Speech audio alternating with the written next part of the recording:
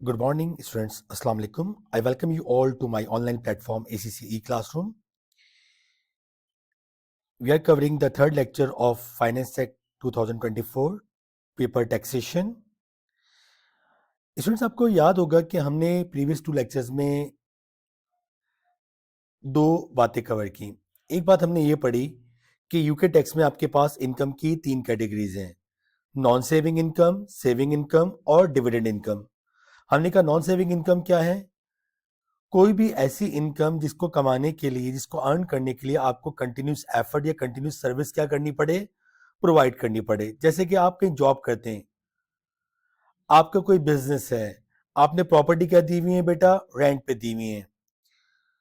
आपको कहीं पे अपने पेंशन फंड स्टैब्लिश किया था और अब वहां से इनकम रिसीव हो रही है, that is the first category. Second income saving income, यानी कहीं से भी आपको इंटरेस्ट रिसीव हो रहा है, that is saving income. Third category dividend income, हमने कहा कोई इशू नहीं है, अगर आपने किसी कंपनी के शेयर्स एक्वायर किए हुए उस पर आपको डिविडेंड मिल रहा है तो दैट इज डिविडेंड इनकम। हमने कहा हम इस तमाम इनकम्स को 3 ब्लॉक्स में डिवाइड करके एक प्रोफार्मा में पुट कर देते हैं। ये बात हमने सेकंड लेक्चर में कवर की थी, राइट। फिर हमने कहा था कि टोटल इनकम आने के बाद हम इसमें से एक रिलीफ माइनस करते हैं, इसको क्या कहते हैं, क्वालिफाइंग इंटरेस्ट पेड। यानी अगर आपने कोई लोन 4 स्पेसिफिक पर्पस के लिए लिया हो तो आप उसको यहां से क्या कर सकते हैं बेटा, माइनस कर सकते हैं। याद आ रहा है आपको? आपने कोई लोन लिया जिसको आप अपने जॉब में किसी एसेट परचेज करने के लिए यूज कर रहे हैं, आपने कोई लोन लिया ताकि आप पार्टनरशिप में कोई एसेट परचेज करें और उसको यूज करें, आपने कोई लोन इसलिए लिया है कि आप किसी एम्प्लॉय कंट्रोल कंपनी में शेयर एक्वायर करें, या लोन लेने का रीजन पार्टनरशिप बिजनेस में इन्वेस्ट करना है, शेयर बाय करना है। हमने कहा 4 पर्पस क्या कहलाते हैं, क्वालिफाइंग पर्पस। तो क्वालिफाइंग पर्पस के लिए आपने कोई भी लोन लिया हो तो उस पर इंटरेस्ट को आप इनकम से माइनस कर सकते हैं। सीक्वेंस याद है बेटा? जिन लोगों ने आपके पास, मैं बार बार रिपीट कर दूं, जिन लोगों ने लेक्चर नंबर 2 नहीं देखा वो लेक्चर नंबर 2 पहले देखें और फिर 3 की तरफ आए। हमने कहा ठीक है, क्वालिफाइंग इंटरेस्ट को पहले नॉन सेविंग से माइनस करते थे, फिर सेविंग से, और बच जाए तो डिविडेंड से। ये आपकी आ गई नेट इनकम। नेट इनकम से हम क्या माइनस करते थे बेटा, पर्सनल अलाउंस। एक थ्रेशोल्ड है, ये थ्रेशोल्ड आपके पास टैक्स सेक्शन में आपके पास टेबल्स जो गिवन होंगे, टैक्स के रेट्स गिवन होंगे, वहां पे गिवन होगा। हमने पढ़ा ये था कि अगर आपके पास एक इंडिविजुअल की इनकम सर्टेन लेवल से कम है या उसके अंदर है तो उस पर टैक्स नहीं लगता, और उस अमाउंट को हम क्या कहते हैं बेटा, पर्सनल अलाउंस। हमने कहा था भाई टैक्स ईयर में वो अमाउंट कितना, हमारे करंट टैक्स ईयर में 12,570। हमने कहा था अगर आपकी इनकम फॉर एग्जांपल 15,000 है तो फर्स्ट 12,570 एग्जाम्प्ट हो जाएंगे और बाकी अमाउंट पर टैक्स लग जाएगा, राइट। ऐसी बात है। आज हमारा टॉपिक क्या है सर? वैसे तो आपके पास ये पर्सनल अलाउंस 12,570 है, जिसको आप पहले नॉन सेविंग से माइनस करोगे। अगर नॉन सेविंग इनकम कम है तो सेविंग से, सेविंग इनकम कम है तो डिविडेंड से, राइट। अब सुने आज का हमारा टॉपिक क्या है, personal allowance reduction. Personal allowance reduction.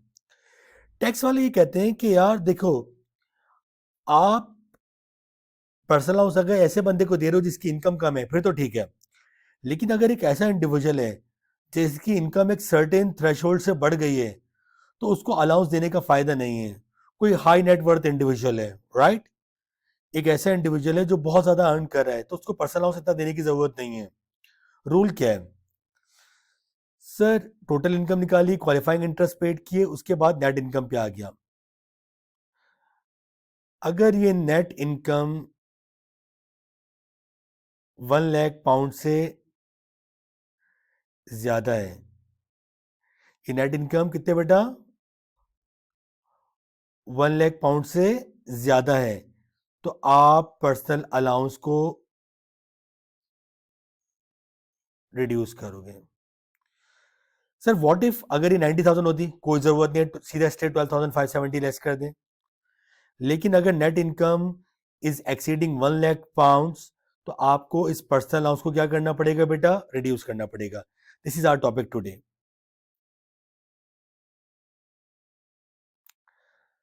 Sir reduction in personal allowance क्या है,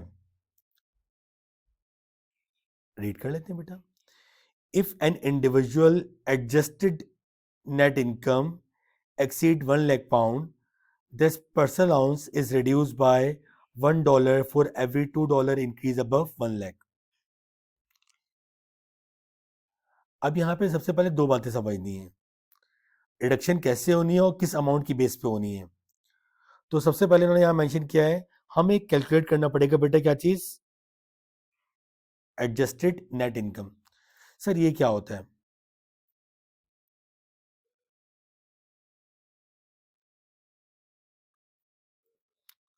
नेट इनकम कौन सी बेटा, क्वालिफाइंग इंटरेस्ट पेड करने के बाद नॉन सेविंग, सेविंग और डिविडेंड को प्लस किया, नेट इनकम आ गई.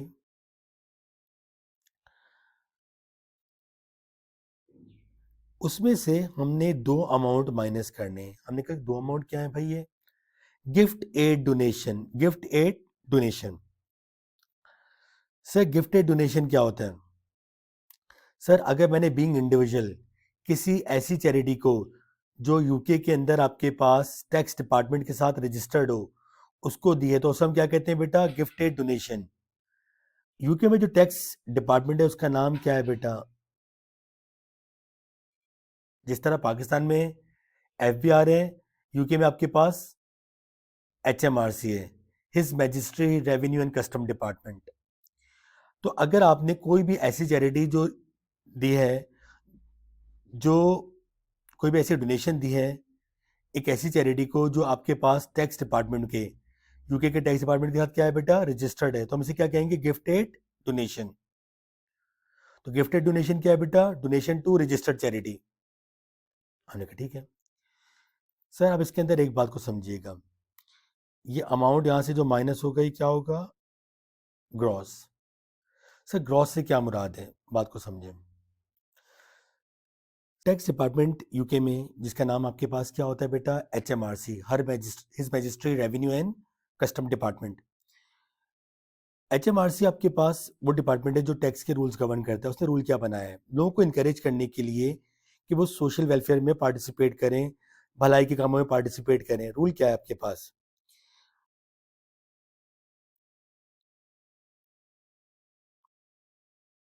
अगर आप गिफ्टेड यानी किसी रजिस्टर्ड चैरिटी को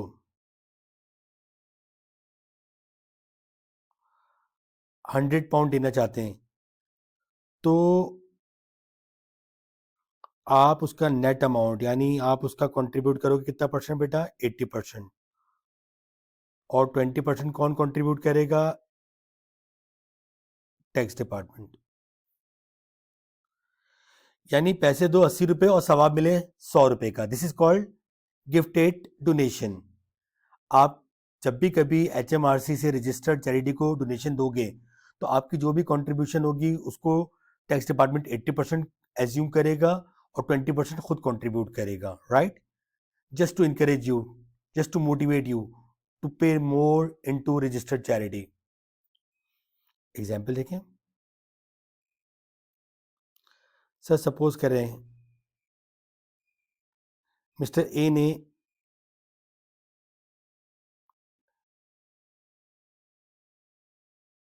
नेट चैरिटी में पे किए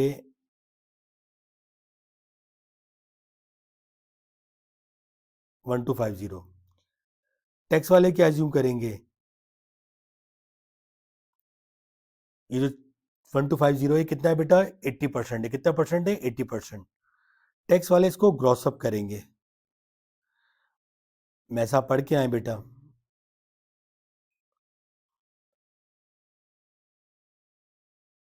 डिवाइड बाय 80 मल्टीप्लाई बाय 100, यानी आपकी कंट्रीब्यूशन 80% है. मिस्टर ए ने चैरिटी में पे कितने गए बेटा, 1250. टैक्स वाले एज्यूम करेंगे मैंने इसमें आपके पास 80% कंट्रीब्यूट किया है. उसको ग्रॉस करेंगे, डिवाइड बाय 80 मल्टीप्लाई बाय 100, कितना बेटा 1562.5। इज दैट क्लियर बेटा? जितना भी अमाउंट आप कंट्रीब्यूट कर रहे होगे वो 80% एज्यूम होगा और 20% कौन ऐड करेगा बेटा? HMRC। That become 1562.5।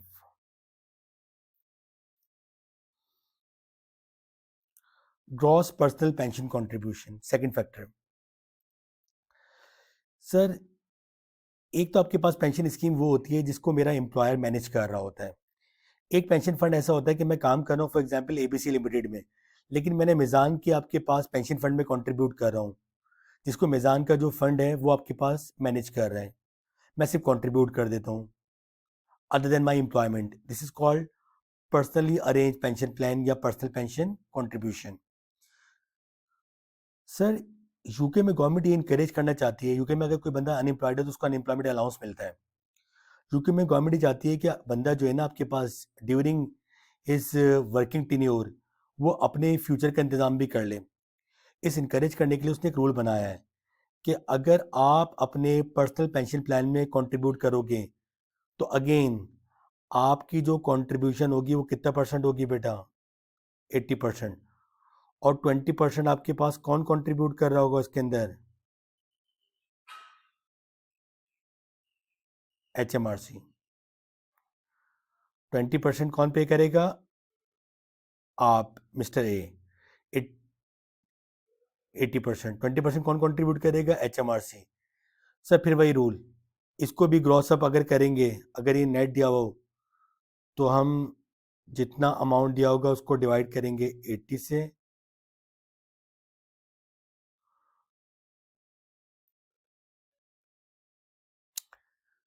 तो sir net income minus gross gifted donation minus gross personal pension contribution is equal to adjusted net income. Sir अब रूल समझें, रूल क्या कहता है? 1 लाख पाउंड से जितनी आपकी इनकम ऊपर होगी हर 2 पाउंड के लिए आपका पर्सनल अलाउंस 1 पाउंड से कम हो जाएगा। सर फॉर एग्जाम्पल अगर सर मेरी इनकम 1,10,000 पाउंड है, 1,10,000 पाउंड है, मैं कितना एक्सीड कर गया 1 लाख से? 10,000। तो हर 2 पाउंड के लिए मेरा पर्सनल अलाउंस कितने से कम हो जाएगा बेटा? 1 पाउंड, दैट इज 5,000। सर अगर मेरी इनकम 1,02,000 पाउंड है तो आप 1 लाख से कितना एक्सीड कर रहे हो बेटा? 2,000। 2,000 इंटू 0.5 1,000, आपका पर्सनल अलाउंस 1,000 से कम हो जाएगा। जी सर हमारे पास एक क्वेश्चन है जिसे हम ये देखेंगे कि पर्सनल अलाउंस किस तरह रिड्यूस होता है।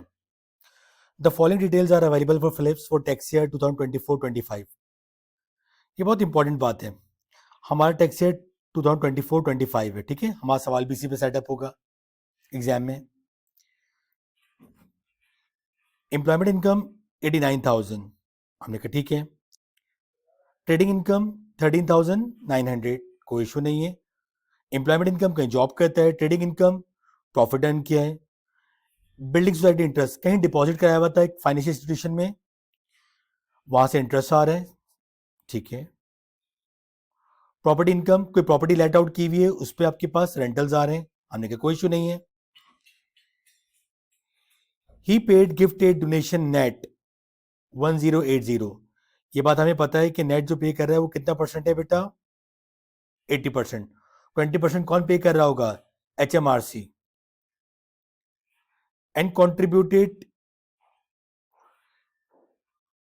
800 into personal pension scheme, again ये कितना परसेंट है बेटा? 80% है। It is paid net of 20% tax relief. 20% tax relief कौन पे कर रहा है इसके अंदर बेटा? HMRC कंट्रीब्यूट कर रही है, आपकी contribution 80%। Compute reduce personal allowance for tax year 2024-25, compute करते हैं। हम सबसे पहले अपना बेसिक इनकम टैक्स का प्रोफार्मा सेट करेंगे। देख लेते हैं इनकम कौन कौन सी है बेटा। एम्प्लॉयमेंट इनकम बताने की जरूरत नहीं है, non saving. Trading, non saving. Interest आ रहा है, saving. Property income, non saving.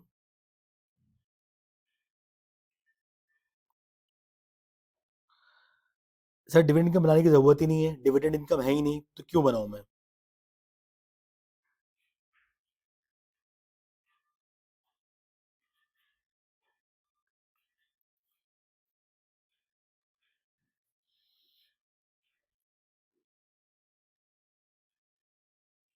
$89,000।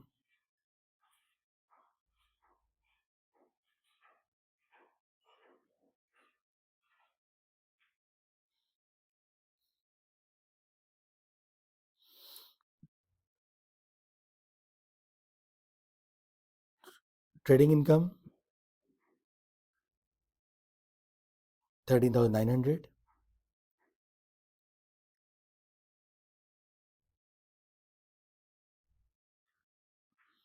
Building society interest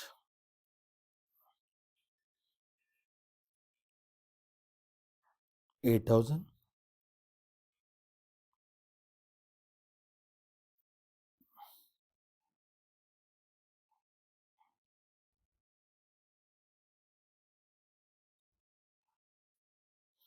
property income,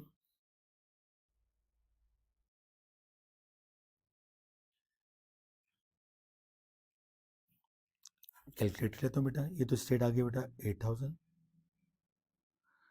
calculator आपके हाथ में होना चाहिए बेटा।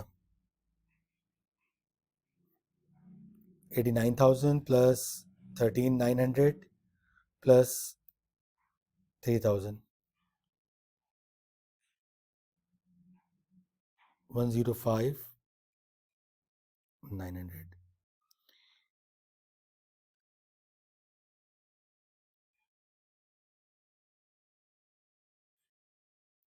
Total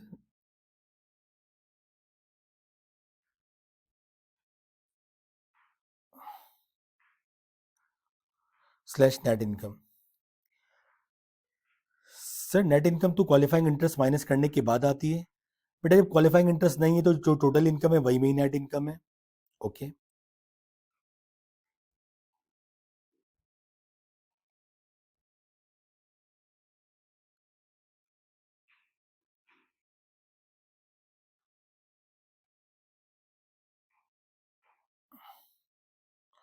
less personal allowance sir direct minus कर दूं।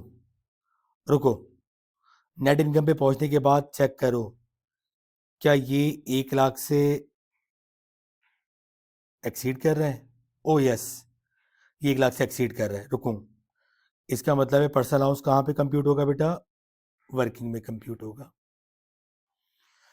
जब भी कभी मेरा नेट इनकम का आंसर 1 लाख से ऊपर आएगा तो मुझे एडजस्टेड नेट इनकम निकालनी होगी चेक करने के लिए कि पर्सनल अलाउंस कितने से रिड्यूस होगा।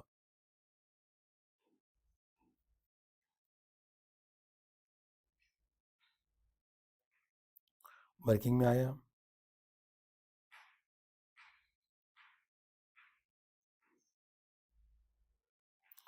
कितनी है बेटा नेट इनकम, 105,900 प्लस 8,000, इन दोनों को ले लिया,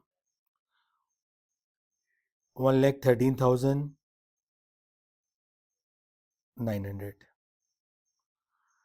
सर माइनस क्या क्या होता है।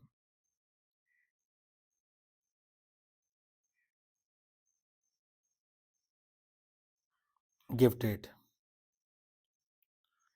कितना था बेटा, gift rate 1080,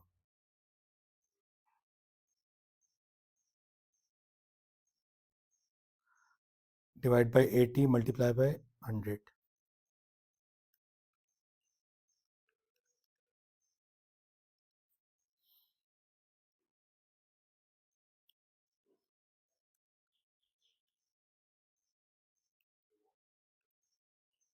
1350।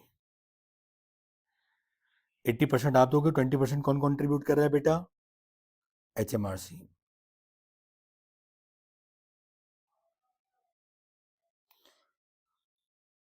Less personal pension contribution, PPC। Sir कितना कंट्रीब्यूट किया था? 800 नेट, 800 नेट।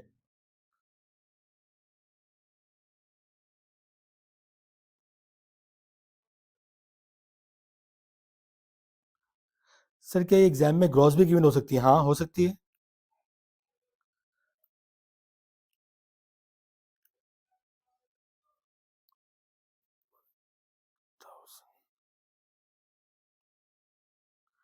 ये आपकी आ गई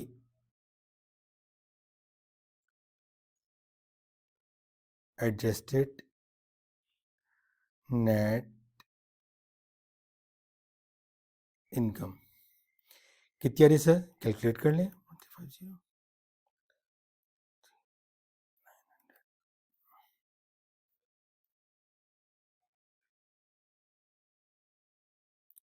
111 550। सर क्या ये भी 1 लाख से ज़्यादा आ रही है? हाँ, तो सर इसका मतलब पर्सनल अलाउंस रिड्यूस होगा। सर एक्चुअल पर्सनल अलाउंस कितना होता है बेटा? 12570।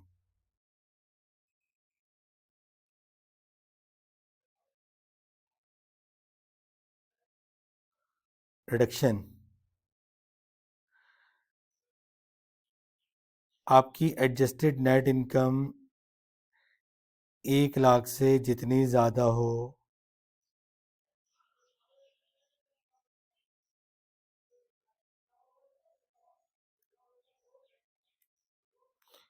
आप वो एक्सेस अमाउंट कैलकुलेट करो और उसको डिवाइड कर दो कितने से बेटा? 2 से।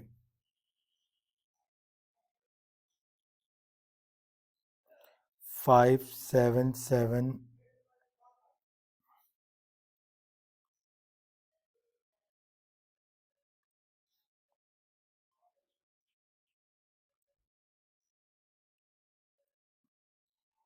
5775। ये आपका क्या आ गया बेटा? Reduce personal allowance. ये रिड्यूस आपके पास पर्सनल अलाउंस अभी आ गया कैसे?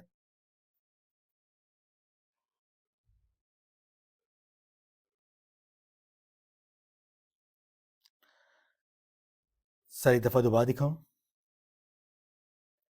टोटल इनकम निकाली, नेट इनकम तक पहुंचे, नेट इनकम 1 लाख से ज़्यादा आई। एडजस्टेड नेट इनकम निकाली, एडजस्टेड नेट इनकम भी 1 लाख से ज़्यादा आई। तो personal allowance original amount pick किया, जितना मेरा 1 लाख से ऊपर का अमाउंट था, हर 2 पाउंड के लिए 1 पाउंड से आपके पास पर्सनल अलाउंस क्या हो गया? कम हो गया। अगर 10,000 ज़्यादा आता तो 5,000 कम होता, 4,000 ज़्यादा आता तो 2,000 कम होता। अभी कितना ज़्यादा आया था बेटा? आप कैलकुलेट कर लो।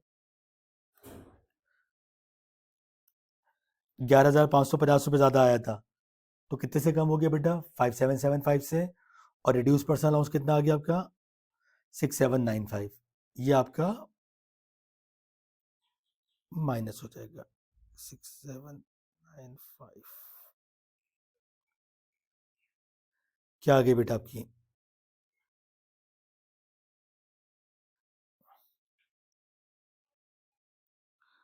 टैक्सेबल इनकम 105,900 माइनस 6795 99,105 और 8,000। That's it. सर एक बात और ऐड कर दूं, अगर मैं आपसे पूछूं वो क्या लेवल होगा जहां पे पर्सनल अलाउंस जीरो हो जाएगा? नेट इनकम कितनी हो कि पर्सनल अलाउंस क्या हो जाए बेटा? जीरो हो जाए। क्या आप बता सकते हैं? आसान है, सोचें। 10,000 पे 5,000 कम हो रही है, 20,000 पे 10,000 कम हो रही है। आप सोचिए ये 12,570 कितने पे कम होगा? जीरो कब होगा? मैं बताता हूँ आपको। सर आप इसको 2 से मल्टीप्लाई कर लें। अगर adjusted net income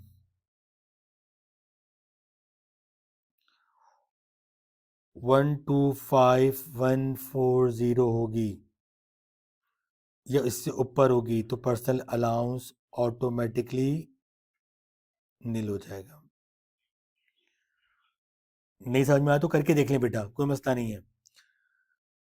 1,25,000 minus 1,25,140 minus 1,25,140 divide by 2 12,570। तो इस लेवल पे पर्सनल अलाउंस क्या हो जाएगा बेटा? नील हो जाएगा। इससे ऊपर या इस लेवल पे पर्सनल अलाउंस क्या हो जाएगा? Nil. I hope it is clear. Thank you so much.